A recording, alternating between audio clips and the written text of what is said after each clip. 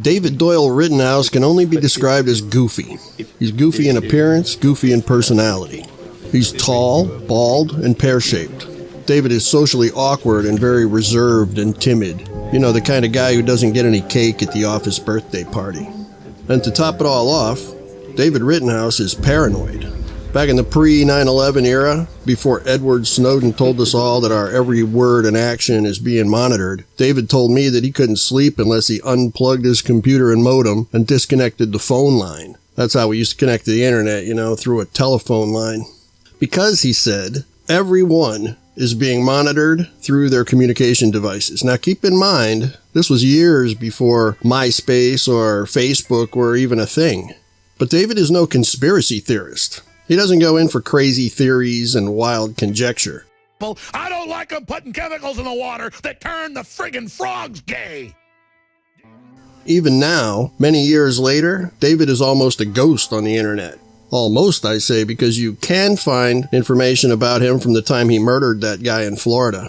But don't get me wrong, notwithstanding goofiness and murder, David is a nice guy and a good friend with whom I've enjoyed countless hours of fascinating and enlightening conversation across a chessboard. He's not a guy you'd describe as a killer. It was a one-time lapse in judgment for which he paid dearly. In 1992, David was struggling with depression and anxiety.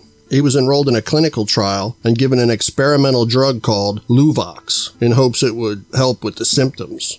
According to Time magazine, Luvox is 8.4 times more likely than other medications to be linked with violence, but nobody knew that at the time. David and his wife, Rachel, were going through a hard time when they decided to move in with some family in St. Petersburg, Florida. Rachel went for a few weeks and then returned, and later they both moved there. It was then that David discovered that, while in Florida without him, Rachel had an affair. Rachel had gone out with a man named William McKnight, and they had sex. But Rachel told David that McKnight forced himself on her, that he wouldn't take no for an answer. After hearing Rachel's lie about being raped, David went looking for McKnight. He went to the home of McKnight's parents, where he found McKnight's father, George.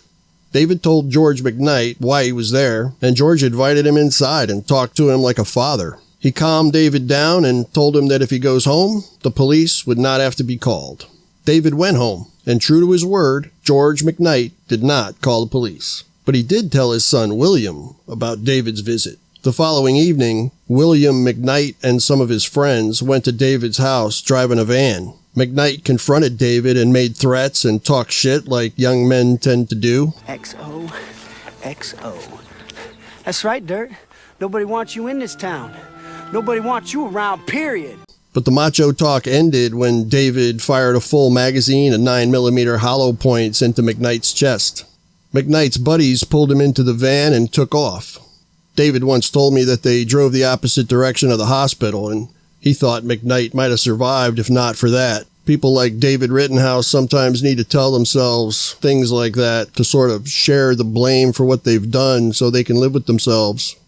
David was sentenced to 17 years in prison for second-degree murder.